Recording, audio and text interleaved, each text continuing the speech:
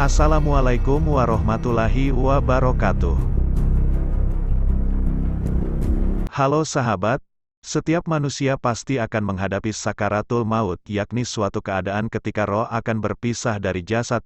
Inilah keadaan yang paling genting bagi manusia. Ketika seorang hamba di akhir hayatnya baik atau husnul khotimah, maka kelak ia akan mendapat kebahagiaan di akhirat. Sebaliknya, ketika seorang hamba di akhir hayatnya buruk atau su'ul khotimah, maka kelak di akhirat akan menemukan kesulitan dan kesengsaraan. Begitu gentingnya situasi sakaratul maut, hingga Rasulullah Shallallahu Alaihi Wasallam pun mengajarkan pada umatnya doa agar diberikan kemudahan ketika menghadapi sakaratul maut. Allah Subhanahu Ta'ala pun menghilangkan sakitnya sakaratul maut, dan menetapkan hati agar meninggal dengan membawa iman. Di antara tanda hamba yang baik akhir hayatnya adalah ketika dalam keadaan sakaratul maut seorang hamba dapat melafadzkan kalimat tahlil ataupun lafadz Allah, ataupun kalimat thayyibah. Di antara yang akan dihadapi setiap manusia ketika sakaratul maut adalah godaan setan. Setan akan datang kepada manusia yang sedang sakaratul maut menyerupai keluarga yang sudah mati. Setan datang kepada orang yang sedang sakaratul maut dan mengajak untuk berpindah agama atau menyekutukan Allah. Apabila orang yang sedang sakaratul maut itu memiliki iman yang kuat, ia akan selamat dari bujuk rayu setan.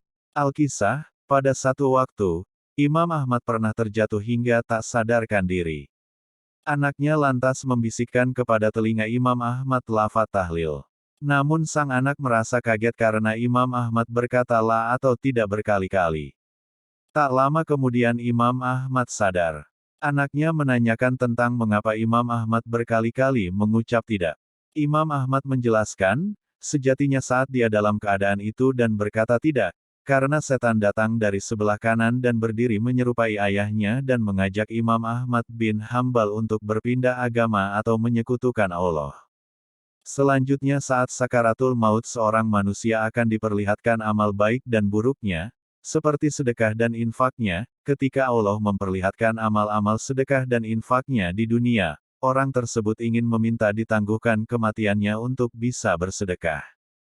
Hal ini sebagaimana dapat ditemukan dalam Quran Surat Al-Munafikun ayat 10.